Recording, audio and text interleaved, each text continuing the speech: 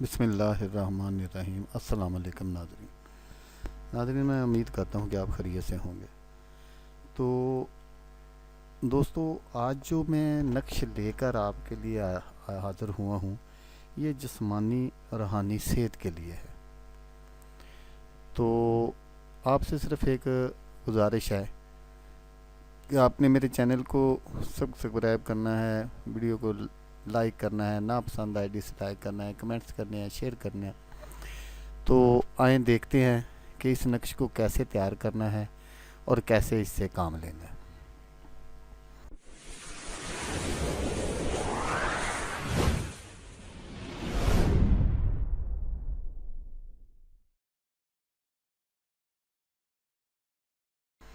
تو دوستو، جیسا کہ میں نے آپ کو پہلے بتایا ہے کہ جسمانی اور روحانی صحت کے لیے یہ نقش ہے جو میں آج آپ کو بتانے جا رہا ہوں۔ نقش میں ہمیشہ کی طرح آپ کو آگے چل کر دکھاؤں گا۔ تو دوستو، سر درد سے لے کر کینسر جیسے موذی مرض کے خاتمے کے لیے، میری بات غور سے سنیے گا، سر درد سے لے کر کینسر جیسے موذی مرض کے خاتمے کے لیے اس نقش کو چاندی کے پترے پر کسی سنیار سے لکھوانا ہے آپ نے۔ وہ ان کے پاس ہزار ہوتے ہیں، وہ اس کے اوپر اسے وہ لکھ دیتے ہیں، لکھوایا جائے اور اس کو گلاب کے رنگ سے دھو کر پئیں۔ وہ پرنٹ کر دیں گے، اس کی وہ ان کے پاس جو ہزار ہوتے ہیں اس سے وہ چاندی کے پترے پر پرنٹ کر دیں گے، تو اس کو گلاب کے رنگ سے دھو کر پیا جائے۔ 101 بیماری کی شفا کے لیے یہ نقش نہایت ہی زبردست ثابت ہوا ہے۔ ہر قسم کی بیماری میں اس نقش کو دھو کر پلانا بہت بہتر ہے۔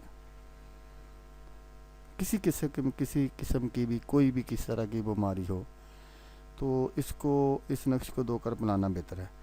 اگر مرض پرانا ہو